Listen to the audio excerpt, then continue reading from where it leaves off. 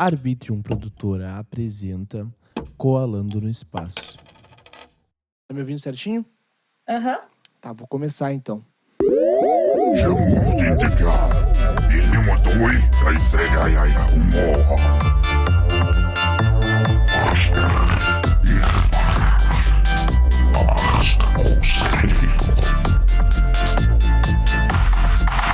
E aí galera, tudo bem? Eu sou o Will e estamos começando mais um episódio do Coalando no Espaço.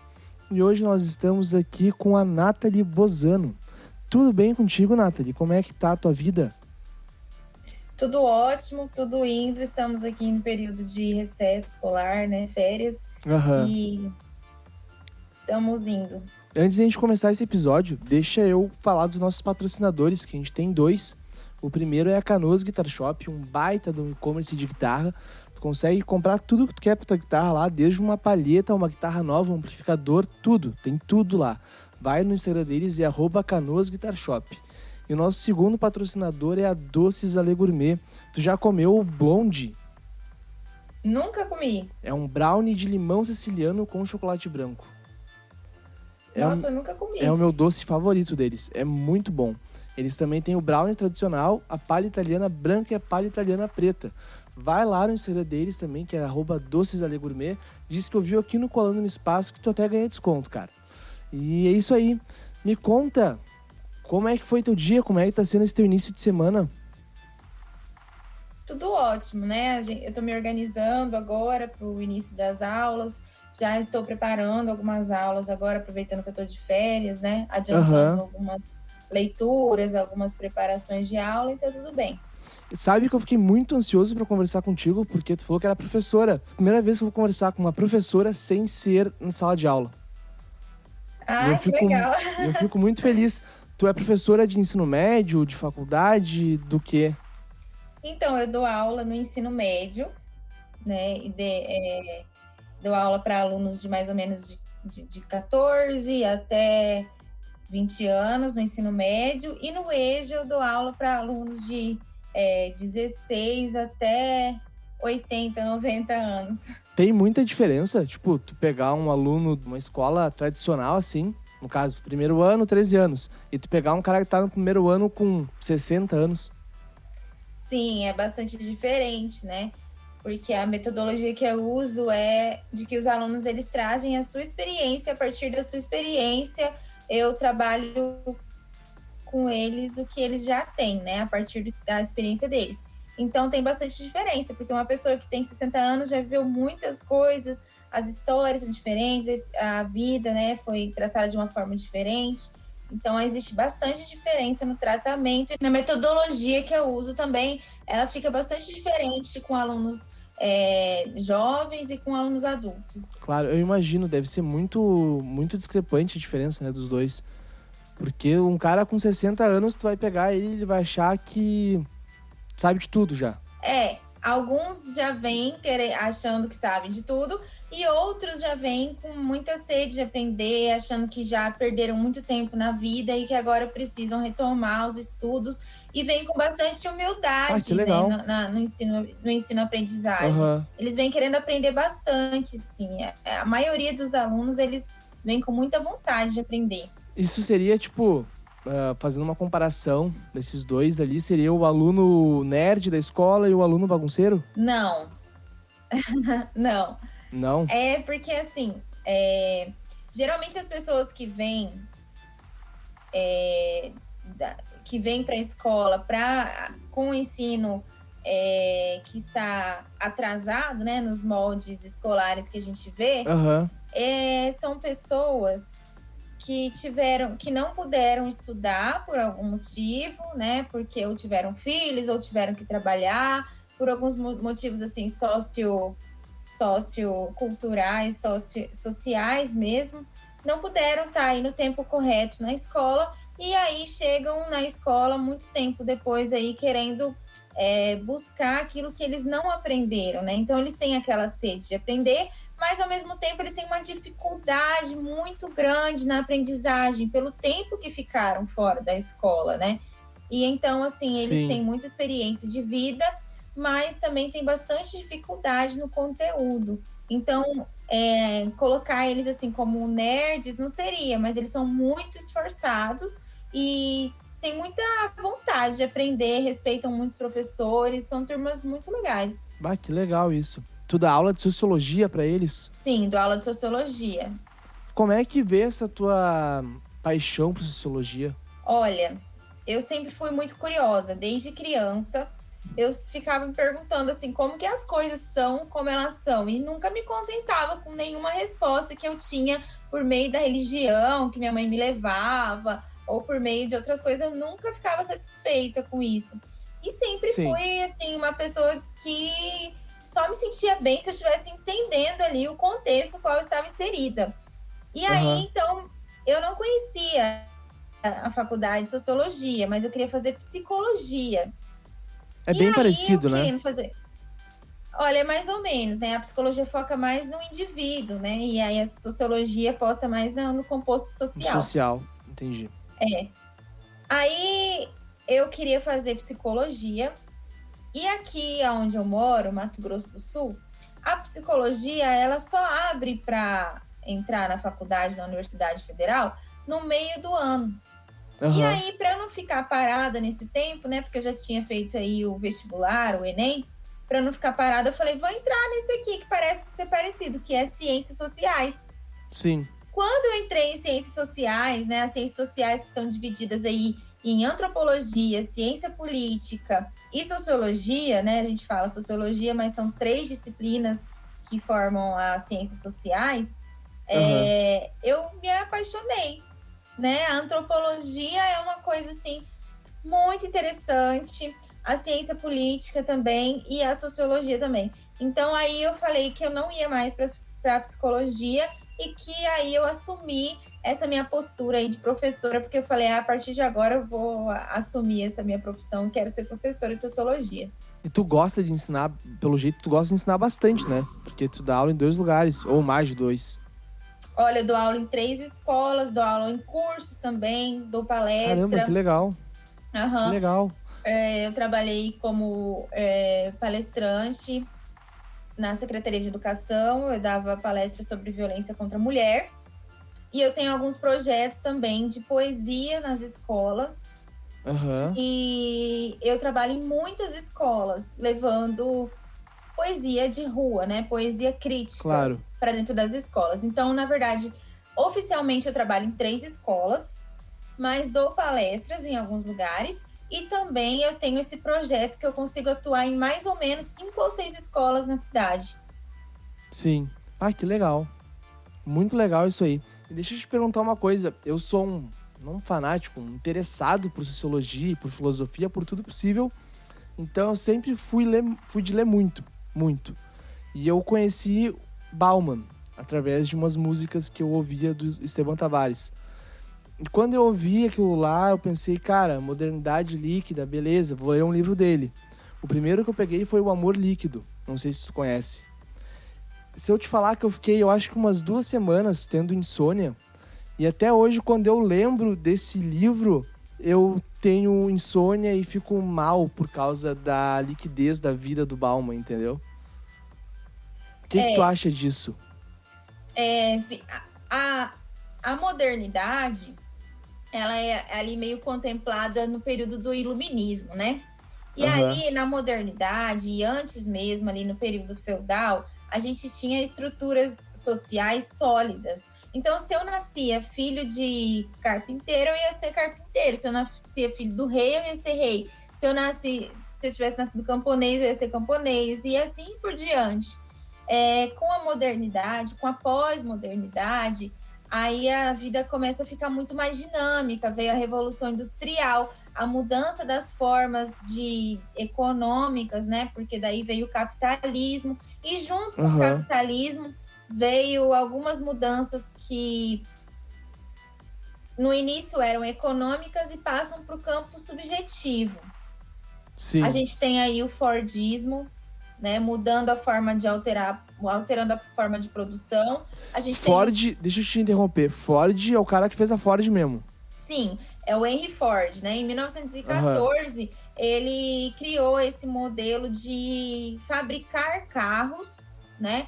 esse modelo que chamava modelo T, é um modelo de fabricar carros que mudou toda a indústria automobilística e não automobilística também, porque daí a produção passa a ser em esteiras, né? Lembra daquele filme Tempos Modernos? Sim. A gente tem aquela produção em esteiras, né? E a produção em série. Depois do Fordismo, a gente tem o Toyotismo, que também muda a forma de produção. Aí agora o indivíduo, ele não produz mais, ele produz só uma coisa, né, em série. Agora o indivíduo, ele precisa ser multifuncional, precisa fazer várias coisas ao mesmo tempo. Uhum. E aí a sociedade, o capitalismo começa aí com o neoliberalismo a produzir coisas diferentes, a produzir produtos diferentes, muda toda a forma de produção, mas também muda a mentalidade das pessoas. Porque quando tinha lá o carro no Ford, o Ford, ele produzia só um tipo de carro, era aquele carro preto X, né? No Toyotismo, sim, não. No Toyotismo começa a ver a flexibilidade na produção. Então, a gente tem vários tipos de produtos. Para ter consumidor, para esses vários tipos de produtos, a gente precisa de pessoas que queiram consumir vários tipos de produtos, né? Claro. E aí a sociedade passa a investir na ideologia social para que as pessoas comecem a querer comprar coisas. Sim. E aí passa para o campo da subjetividade também. A gente tem que comprar coisas, então a gente precisa descartar o que a gente tem para comprar outra coisa. E a gente faz isso a todo momento. E Bauman vai sustentar a ideia de que a gente passa a fazer isso com amor, com as amizades, com tudo que existe. Exato. A gente transfere essa nossa forma de comerciar e produzir para o campo subjetivo. E as nossas relações passam a ser descartáveis, como a gente faz com os produtos. Sim, mas tu concorda com ele nessa questão da liquidez? Muito, né? Assim, algumas pessoas, elas criticam Bauman por dizer que ele é conservador, no sentido de que os livros dele parecem que ele quer manter a sociedade como era na modernidade. Olha, então eu acho que leram errado. Quem leu assim, eu acho que leu errado. Alguns críticos falam assim, parece que ele tem um apego àqueles relacionamentos duradouros, aquelas questões assim, né? Mas são leituras distintas, né? Eu concordo com Bauman, acho que a gente tem tratado, sim, o campo das emoções de forma muito mercadológica, né? Muito? Nossa, nem se fala. O que é o Dia dos Namorados? O que é... Tem um monte de coisa que eu acho que é mercadológico, não só, tipo, em relação de amor, assim, afeto com outra pessoa, né? Mas também, tipo, o aniversário, tá? Eu acho que o aniversário é uma coisa muito criada pelo capitalismo, sabe? A Páscoa, o Natal, tudo isso eu acho que é muito criado pelo capitalismo e isso acaba deixando as pessoas loucas e querendo gastar e gastar e gastar. Exato, e tudo isso faz parte de um sistema como um todo, né? Ou seja, lá no modelo de produção, onde a gente tem uma mudança no meio de produção, a gente tem a mudança da mentalidade das pessoas, né? O neoliberalismo, ele traz isso, né? A gente precisa pensar como capitalistas para o capitalismo funcionar. Então, a gente descarta tudo. Existe um conceito chamado, assim, obsolescência programada, que é que as coisas, elas são feitas para não durar. Se você comprava antigamente um computador que durava 15 anos, hoje um computador não dura 2, não dura 3, né? Porque foi feito já para não durar. E assim é também com os relacionamentos, com a nossa vida. A gente descarta as coisas quando não dá mais certo e não insiste, né? Não tenta melhorar aquilo, né?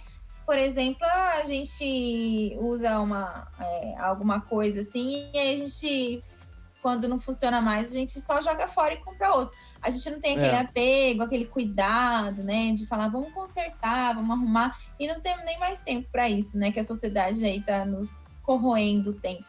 Não sei se você tá vendo, tem um violão ali atrás, né? Ele tá quebrado. Eu só tenho que tocar ele fora. Eu não toquei ainda fora porque eu olho pra ele e me dá uma dor no coração, sabe? Tipo, eu não quero tocar ele fora. Vivi tanto com esse violão, vou tocar ele fora do nada, assim. Daí ele tá ali. Tá ali até eu bater o maneiro e eu botar ele fora. Que tá perto. E eu acho muito louco essa questão que tu falou, porque os relacionamentos também estão assim, né? Hoje em dia as pessoas estão nem aí, brigou, terminou, 2 dias já tá com outra pessoa, sabe? Aham. E eu acho que o Bauman, no Amor Líquido, ele fala muito sobre essa questão. De tu Sim. tentar ver o que tá acontecendo de errado, sabe? Mas ele também te deixa muito ciente que alguma hora vai acabar. Ele traz também algumas reflexões a questão do tempo, né, no capitalismo. Como que o Aham, tempo funciona diferente da modernidade, né? claro. A gente tem um tempo assim tão corrido, né? A gente não sente mais o tempo, a gente não vive mais o tempo. Porque se antes o tempo ele era pautado no natural, né? A gente tinha aí o amanhecer como indicativo de que começou o dia, né? E o sol se pondo, né? Insinuando que o dia estava indo embora, né? Agora não, Sim. agora a gente tem um relógio. O relógio ele controla todos os minutos e segundos da nossa vida, né? Então a gente vive assim todo o tempo com medo de perder tempo. E isso é uma sensação que a gente tem a todo momento. A gente está atrasado, né? Não só para ir para os lugares, mas também na vida, né? Parece que a gente olha o É. Instagram, a gente olha a rede social, parece que está todo mundo no tempo certo e a gente sempre está atrasado, a gente sempre está devendo. E essa sensação, ela é causada pelo capitalismo, porque se você não tem essa sensação, você é um acomodado, você é uma pessoa que não está produzindo. Então aí isso gera culpa, né? Então isso gera um sentimento de dor, de culpa. E o capitalismo tem produzido isso na gente o tempo todo. É culpa, é dor, é culpa porque você não está no tempo certo, é culpa porque você não tem o corpo perfeito. Então, o capitalismo, ele insinua, ele produz a nossa insatisfação para que a gente sempre esteja correndo atrás de coisas, para que a gente sempre esteja devendo, né? A gente nunca pode estar bem, porque gente feliz não consome, né? Caramba. Tu retratou o que eu tô pensando já há uns 3 meses. E eu não tava sabendo o que que era, por que que eu tava pensando isso, né? Porque, tipo, eu acordo 6h30, 7 horas da manhã, tomo um banho, faço um café e trabalho. Até às 6 horas da tarde. Das 6 horas, eu já vou fazer questão de música, de podcast, de gravação. E quando eu vejo isso numa segunda-feira, que a gente tá gravando numa segunda-feira, quando eu piscar já vai ser sexta. Eu pisco de novo, vai ser segunda. E eu fico, cara, cadê meu tempo? Sabe? Como assim? Parece que eu não tô fazendo nada. Parece que eu tô sendo um embuste sentado na frente do computador falando pro microfone coisas nada a ver. Entende? Exato. Uhum.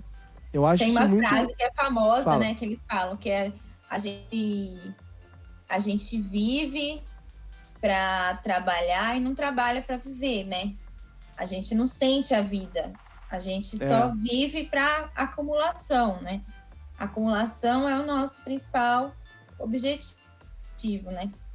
E o que Não tipo temos assim, uma ó... cultura voltada para a vida. Sim. E a pandemia, o que tu acha que ela causou na sociologia, assim? Que a gente tá vivendo no social. O que a pandemia causou de extremo no nosso social hoje em dia? Ela, ela assim não causou, né? Ela evidenciou, né? Evidenciou questões sociais que estavam ali e que as pessoas estavam fingindo que não estavam vendo, né? A Aham. desigualdade social, né?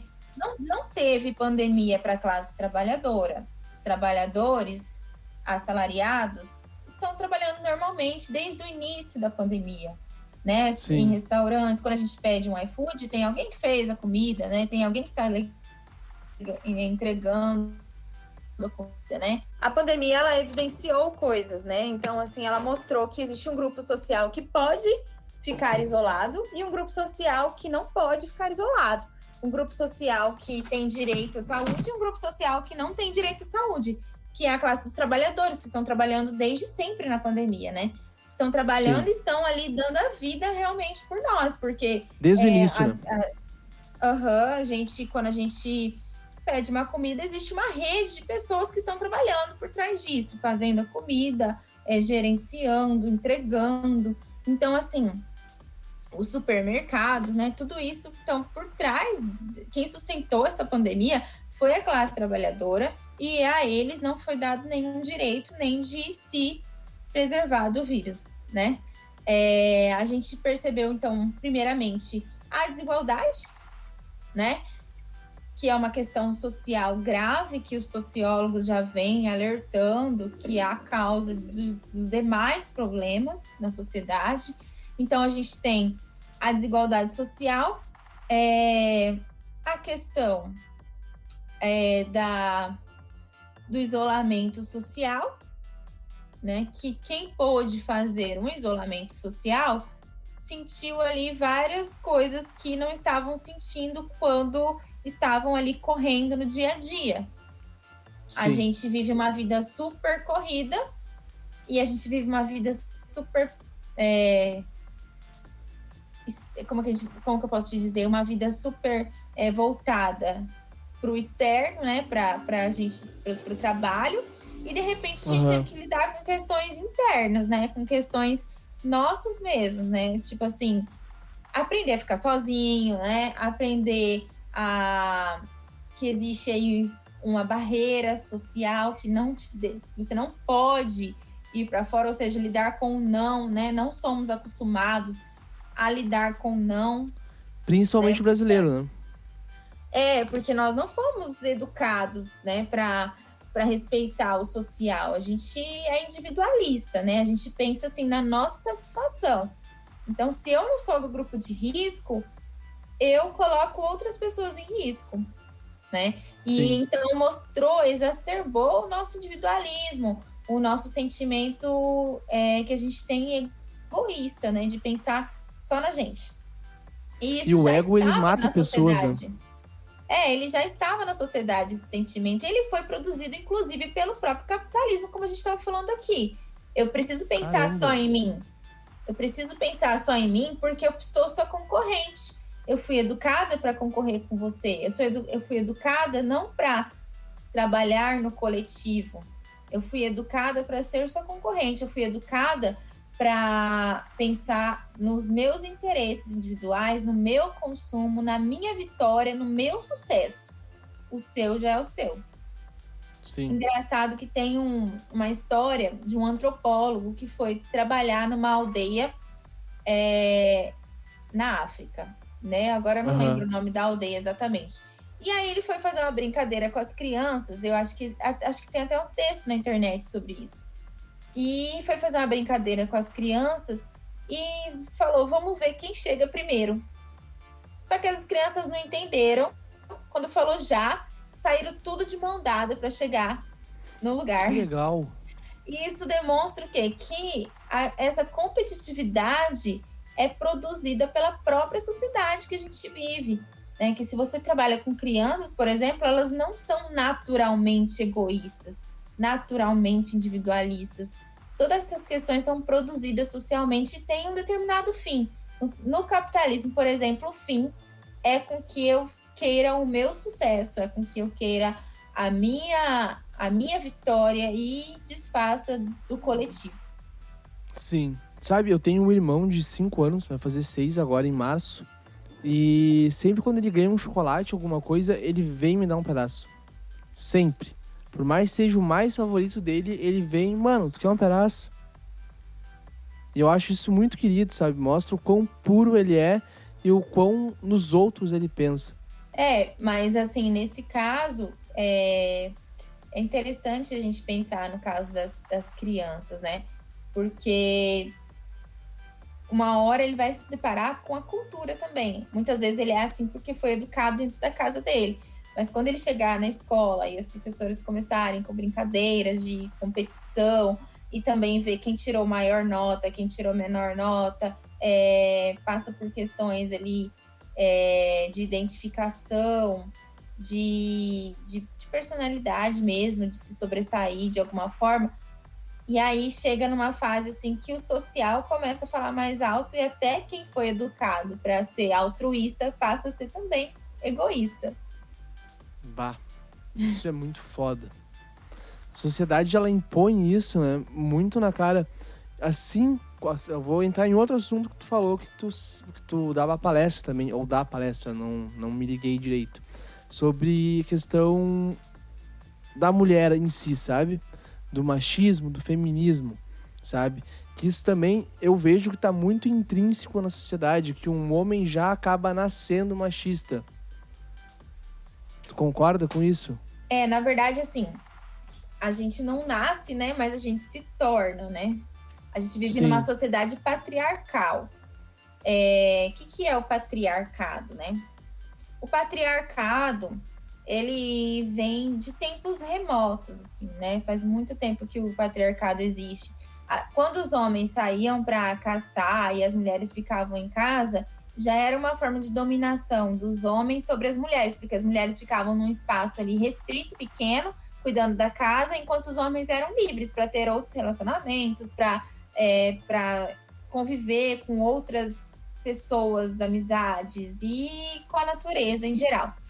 E as mulheres ficaram sempre restritas.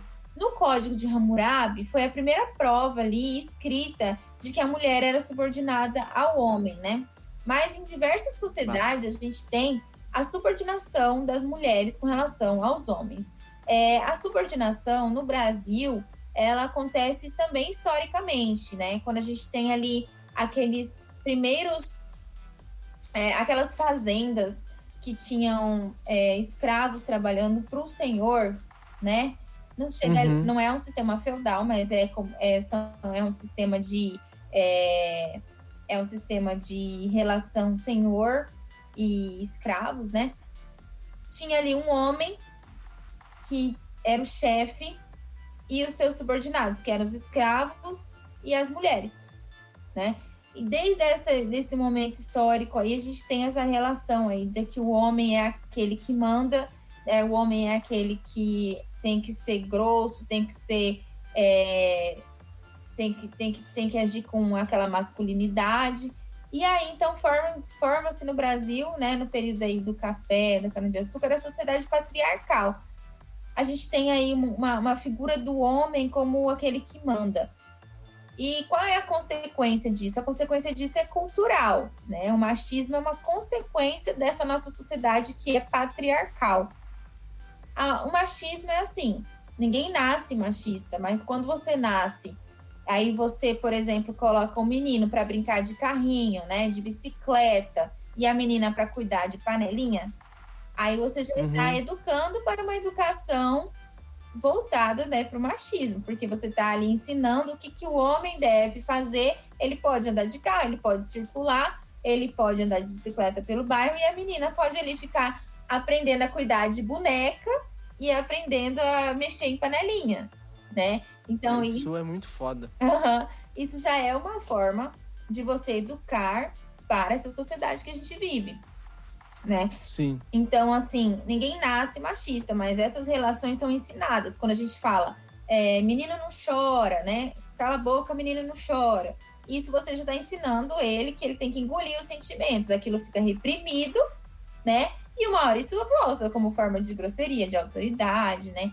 Então, assim, o machismo, ele não é inato, né? A gente tem uma cultura machista e os meninos, eles se apropriam dessa cultura machista e as meninas também, né? Porque somos também produzidas nessa sociedade. Ninguém nasce feminista, criticando a sociedade. Tudo isso exige uma educação, um esforço para que a pessoa se reconheça como uma pessoa de menos direitos na sociedade, né? Então... Agora eu vou te fazer uma pergunta que eu sempre quis saber, eu acho que tu pode me responder. Tu é feminista, né? Sim, Qual é a diferença de feminismo para feminazi? Feminazi é um termo pejorativo que usam para feminista, entendeu? É como se estivesse falando feminazi no sentido de talvez nazista, radical, entendeu? É um sentido pejorativo que se usa para feminista, é como se fosse um xingamento, entendeu? Que pelo que eu ouvi falar, tá? Eu acho que eu ouvi de fontes erradas, então feminazi era um outro movimento. Não existe outro movimento, né? Existe só o feminismo, e dentro do feminismo existem vertentes, Existem tipos de feminismo, né? Sim. Mas feminaz não é um tipo de feminismo. É um termo pejorativo que usam para falar das feministas. Caramba, bem interessante isso aí. Não sabia mesmo que era um termo pejorativo, né? Porque tu vê muito na internet, principalmente, no Twitter, Uhum. principalmente, tu vê os caras falando, ó, feminazi aí, falando merda, sabe? Eu acho que é uma referência ao nazismo, né? Não, Aham. não tenho certeza se é, mas deve ser. E tu já sofreu muito machismo, muito assédio, assim, na tua vida? Olha, vamos lá. Sim, né? Sim, muito assédio. Eu sou uma mulher branca, classe média, e tenho muitos privilégios, né? Dentre eles, andar de carro, né? Mas quando esses dias aí eu não pude estar com carro e resolvi ir andando de um lugar ao outro. E na minha cidade, isso assim, todo mundo que tem ali um salário mais ou menos já anda de carro, porque o transporte público aqui é horrível e o deslocamento de um lugar para o outro é complicado também. Então, eu tive que ir andando, eu andei 1 quilômetro. Eu me Aham. senti muito vulnerável, eu me senti com muito, muito medo. Era durante o dia ainda, mas aí eu percebo que eu sou uma mulher muito privilegiada só pelo fato de andar de carro, porque é uma mulher que anda na rua, que precisa andar de ônibus, que precisa caminhar, ela está muito mais exposta ao assédio, a, a, por exemplo, a estupro, né? A qualquer tipo de violência que pode existir na sociedade. Então, assim, a gente precisa, sim, saber que toda mulher sofre assédio. Toda mulher já sofreu assédio, toda mulher já sofreu algum tipo de agressão, porque a nossa sociedade objetifica a mulher. Agora, tem diferença, né? Uma mulher da periferia sofre muito mais do que uma mulher de classe média, por exemplo. Isso pela questão dos privilégios, tu Sim. diz. Uhum. A gente é Pela questão, tipo, a privilegiado. mulher, a mulher da periferia vai pegar mais ônibus, vai estar mais na rua, mais vulnerável pra sofrer assédio. Sim, aham. Quem pega ônibus, por exemplo, está muito mais vulnerável ao assédio do que alguém que anda de carro, Sim, né? sim. Eu fico imaginando o que vocês devem sentir quando estão sendo, tipo, estão caminhando na rua e um cara dá um grito, sabe? O que deve passar dentro de vocês? Eu sempre tentei parar e pensar nisso, né? Só que eu nunca consegui encontrar esse sentimento porque eu nunca sofri esse sentimento, sabe? Então tem um conceito na sociologia que chama lugar de fala, não sei se você já ouviu falar. Já, Então, essa questão do lugar de fala é muito importante, porque assim, eu acho que só uma mulher que já ficou numa rua escura com um homem, né? Às vezes acontece de uma rua tá você, aí você enxerga tem um homem, coração acelera, parece que tudo de ruim ali naquele momento vai acontecer. Só quem já ficou nessa situação sabe como é ruim ter esse medo, né? E não só também andando, né? A gente entra no Uber, quando vê que é homem, a gente já fica com medo. A gente tem medo de homens, né? Porque homens são formados por uma sociedade que objetifica, maltrata as mulheres. sim. Deixa eu te fazer uma pergunta agora. Tu falou do lugar de fala, tu falou que é um termo sociológico, né? Sim, é. Uhum. O que seria, tipo, beleza, eu sei que eu não posso falar sobre feminismo porque eu não sou mulher. É isso que é o lugar de fala? Ou é muito mais do que isso? É bem mais do que isso. Na verdade, não é que você não pode falar, você pode falar. Só que você não pode querer expressar a dor de quem já sentiu. Entende? Eu não posso falar Entendi. assim, ai, olha, o racismo não é tão racismo assim, porque a pessoa está se vitimizando, né? Eu, eu não posso falar que você, por exemplo, não pode falar, eu acho que uma mulher está exagerando em sentir isso, ou uma mulher está. Ou eu acho que a mulher se sente assim ou daquele jeito, porque você não está sentindo. Então, assim, deixa para as pessoas que estão sentindo falarem, né? Eu nunca senti racismo, então eu não vou falar o que é eu sentir o racismo. Mas isso jamais isenta a gente da responsabilidade que é falar sobre o assunto, estudar sobre o assunto, entender sobre o assunto, tentar se colocar no lugar do outro. E também a gente tem que lembrar que a responsabilidade de quem está fora do lugar de fala é muito maior do que de quem está dentro. Por exemplo, quem criou o racismo foram os brancos, não os negros, certo? Então, Sim, quem tem responsabilidade sobre o racismo são os brancos. Quem tem que mudar a sociedade, fazer alterações e usar seus privilégios para mudar a sociedade são os brancos. Então, assim, lugar de fala não é você deixar a responsabilidade de lado ou falar que não vai lutar por aquele assunto, porque aquele assunto não se diz respeito. Mas sim você entendi. deixar as pessoas falarem o que sente, sentirem, né, expressarem e se colocar no seu lugar de ouvinte, mais do que de falante. E Claro. também assumir uma responsabilidade, né? Os homens, por exemplo, que vão mudar o machismo, porque o machismo vem deles, né? As mulheres, os negros, por exemplo, eles são as vítimas, eles não são os agentes. Então, quem tem que mudar, quem é racista, são os brancos. Então, são os brancos que precisam mudar. Então, lugar de fala não te isenta de nenhuma responsabilidade. Entendi. Entendi. O lugar de fala te deixa, querendo ou não, mais a responsabilidade ainda de dar espaço ao outro falar? Ou não? Mais responsabilidade de agir, né, contra os privilégios sociais, né? Então, o Entendi. lugar de fala é só você não ficar tentando, né, assim, saber mais do que o outro que vive aquilo. É só isso. Lugar de fala é isso. Agora, o que as pessoas Entendi. confundem, elas acham que o lugar de fala é você deixar o outro lá. Ah, é as mulheres que têm que lutar, então deixa elas lá. Eu não vou nem me meter no movimento feminista porque é o lugar de fala dela. Isso está errado. Porque os homens também são responsáveis pelo machismo. Na verdade, eles são os mais responsáveis pelo machismo. Os brancos são os mais responsáveis pelo racismo, né?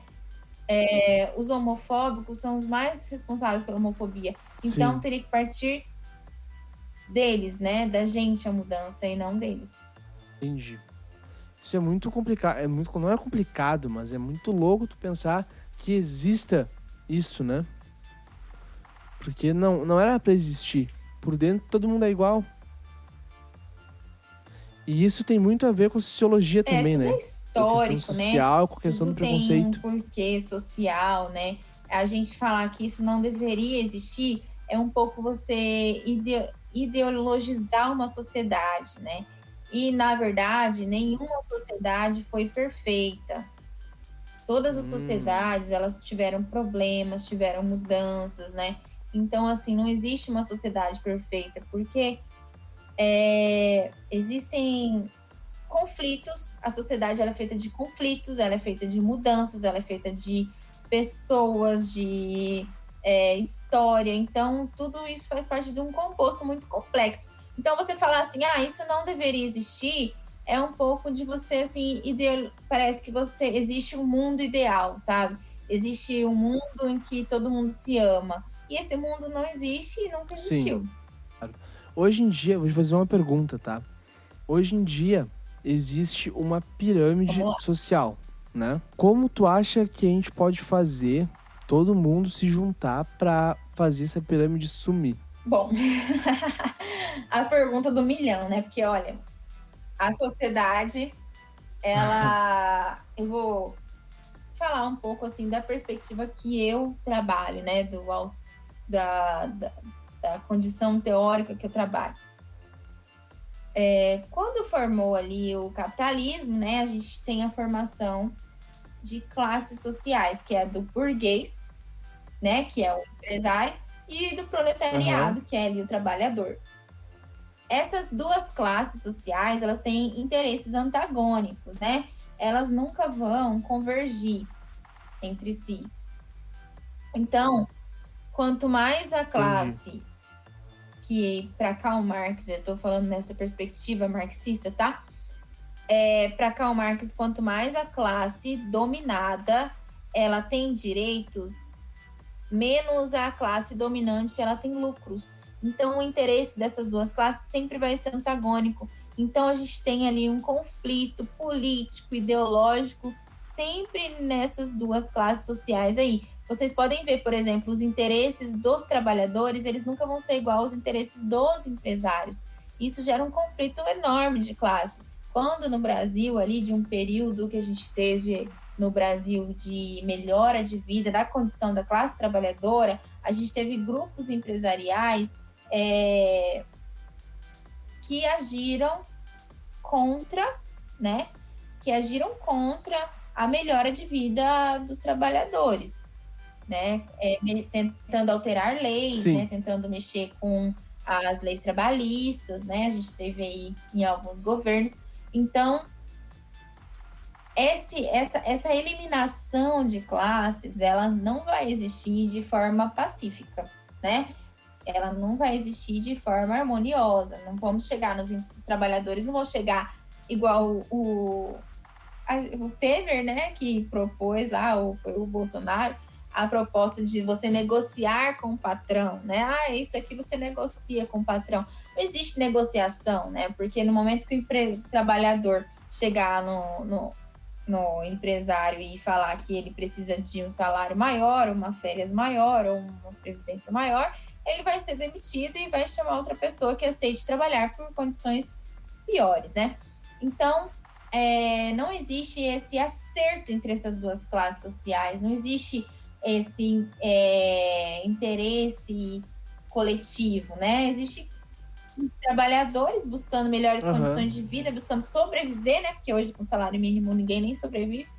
E os empresários aí buscando que os trabalhadores trabalhem cada vez mais para poder lucrar. Sabe que eu penso que todo país devia ter uma renda básica universal, sabe? Tipo, tu precisa de R$1.000 pra tu conseguir comer, pagar água, pagar luz, pagar tudo e ficar bem. Eu penso que deveria ser assim. No caso, a gente viveu isso no passado, que foi com o auxílio emergencial, que já era horrível o valor, que não pagava nenhuma conta de água direito. Enfim, isso que você tá falando aí é meio que o socialismo, né? Assim, o que as pessoas demonizam tanto, né? É o socialismo, é as pessoas terem o básico. Só isso. Sim. Eu me considero politicamente um anarquista, né? Muitas vezes eu quase já apanhei de familiares por falar que eu era anarquista, porque a visão deles de anarquismo era totalmente diferente do que realmente é um anarquismo, né? Só que eu sei que o anarquismo é utópico e que a utopia serve para te caminhar, não é uma coisa... É uma coisa impossível, mas serve para te caminhar, entendeu? Serve para te ter um rumo para onde tu quer ir. Importante, né? O sonho é importante para que a gente possa ter uma miragem, né? Para onde a gente vai caminhar.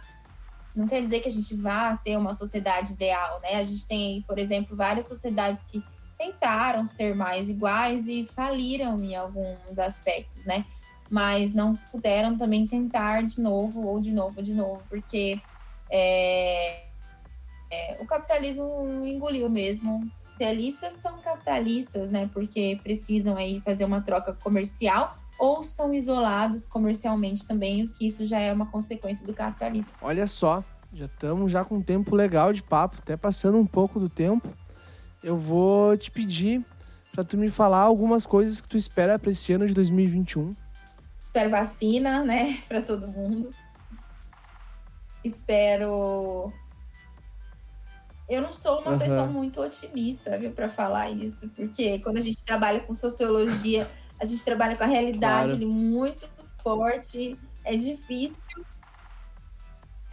a gente almejar alguma mudança, mas eu desejo, assim, uma sociedade mais justa para tudo. Eu desejo uma sociedade mais solidária, eu desejo que as pessoas tenham mais empatia, e que as mulheres aí continuem, né, na luta por condições melhores. Enfim, tudo que nós já estamos fazendo, mais somos embora, né? Principalmente no campo da saúde, né? Pessoas perdendo familiares, aí a gente fica muito triste, muito chateado. E, enfim, que liberem a vacina, que já é uma coisa importante. Quais as tuas considerações finais para este episódio? Nossa, eu tô muito feliz de estar aqui participando com você. Acho que essa conversa é necessária. Acho que o seu trabalho é essencialmente... É necessário ter pessoas que queiram discutir, é necessário ter pessoas que queiram divulgar um trabalho, assim. Então, assim, eu fico muito feliz de estar aqui participando, de estar aqui falando um pouquinho do que eu sei, porque às vezes a gente fica lá, né, na academia, eu faço doutorado, fico lá por trás dos livros e não tenho a oportunidade de expor, né, o que eu estou estudando. Sim. Então, é muito importante a gente falar o que está por trás da teoria, né? Falar para as pessoas que a teoria alcança as pessoas, que é o que realmente importa. Enfim, eu fico muito feliz. Você tocou em pontos muito interessantes, né? Muito importantes. E espero aí que a gente possa aí contribuir, ter mais parcerias. Eu fico... Se rolar mais parcerias, eu vou ficar muito feliz. Porque esse papo que eu tive contigo me surgiu vários nortes que eu tava tentando procurar e não tava achando. Sabe? Exato. Então, eu fico muito feliz mesmo. Muito obrigado por ter aceitado participar do Colando no Espaço. E quais são as tuas redes sociais pro pessoal te seguir, ver? Eu vi que tu posta um monte de coisa sobre livros, né? Eu achei bem interessante. Sim. Na verdade, eu tenho uma página no Instagram, né? Um perfil no Instagram que eu uso, assim, para falar um pouquinho de tudo, né? Porque quando a gente faz faculdade de sociologia, a gente olha tudo de uma forma um pouquinho diferente, né? Uhum. A gente parece que coloca uma lente e começa a enxergar tudo um pouquinho diferente. Então, eu uso, assim, o Instagram de uma forma, assim, mais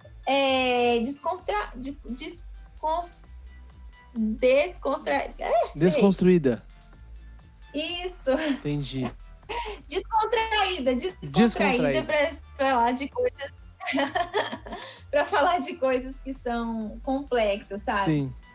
Trazer o difícil, como eu lido com questões do cotidiano. E o meu Instagram é Nathalie, Natali, _BOZZ, Nathalie Boss. E eu tenho também um Instagram que chama Sociologia em Prática, que esse eu uso mais para professores, né, que queiram ali um auxílio em questões de sociologia mesmo. É lá que os alunos mandam perguntas, as pessoas mandam questões de saúde, elas tiram dúvidas, professores também, às vezes, querem ideias de dinâmicas de aula e me perguntam por lá. Eu vou te seguir lá nesse aí, porque eu fiquei muito interessado. Então tá. Que legal. Hoje eu postei um vídeo no meu Instagram de como dar uma boa aula, que é uma coisa que todo mundo fica me perguntando. Tá, então dá um resuminho. Como dar uma boa aula? Como dar uma boa aula? Olha, a primeira coisa, a gente precisa saber que não existe um saber único, né? A gente, cada um tem o seu jeito de dar aula. Depois, eu acho que é importante você preparar a aula. Depois, eu acho que é importante você conhecer os alunos que você está dando aula, né? Saber qual é a classe social, qual a idade. E depois você precisa prestar muita atenção no seu discurso.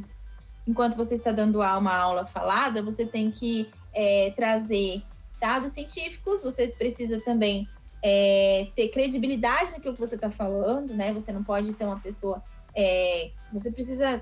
Os alunos precisam saber que você tem alguma experiência naquele assunto para poder acreditar em você. E terceiro ponto que eu levanto lá no vídeo, vou explicar, lá tá tudo melhor explicadinho, é que você precisa trazer emoção no seu discurso.